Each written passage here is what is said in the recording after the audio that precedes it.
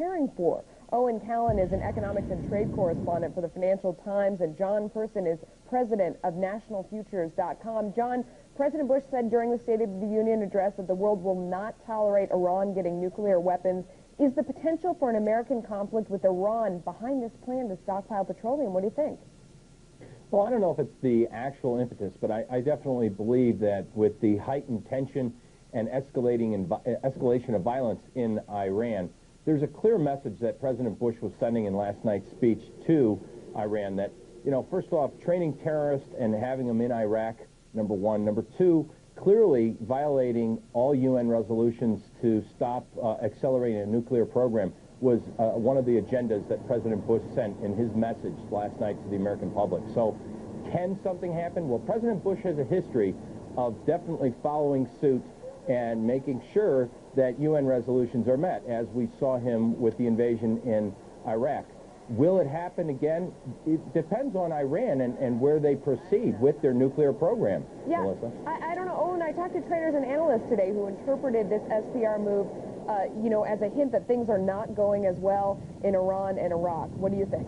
Well, yes, Melissa. I mean, I think that's a big part of it. I think as well, we heard from the president last year during his State of the Union speech saying that America was too addicted to foreign oil. And really, I think last night what we heard from him was that America wants just one more fix. I think in asking for a shot in the arm for the strategic petroleum reserves, he's also zeroing in on the goal of energy security. Now, the instability in the Middle East is a significant part of that, and he invoked this image of a nightmare scenario, you know, where the conflict in Iraq to expand beyond the country's borders and inflame the entire region. I think that's, you know, that's the image that is being invoked in the minds of many Americans when this goal of energy security is set. But I also think it has other dimensions. I think it's a goal that is also supportive of a higher oil price, notwithstanding the conflict in the Middle East. I think it's consistent with that.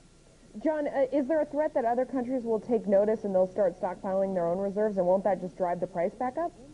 Well, you know, that's the whole thing. A lot of people were looking for crude oil to drop into the 40s and stay down there. They saw big builds, the weather situation had eased, you know, global warming. I mean, New Year's Eve here in Chicago was 50 degrees.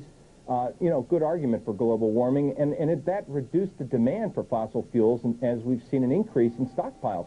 But with President Bush's plan, it does put a warning to not only traders, but refineries and other countries such as China and India that as you see price declines in crude oil, maybe they're going to step up to the plate to purchase oil, take it off the market to increase their own strategic petroleum reserves, and China was doing that last year. Yeah. So I think that you're right.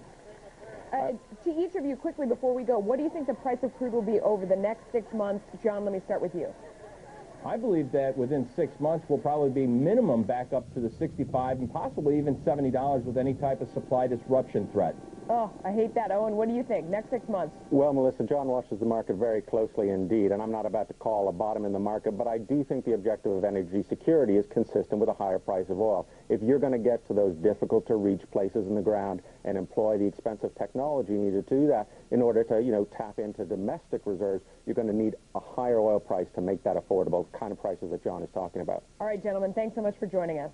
When we come back, On the Money. Flooding Wall Street. U.S. equities could overflow with $50 billion from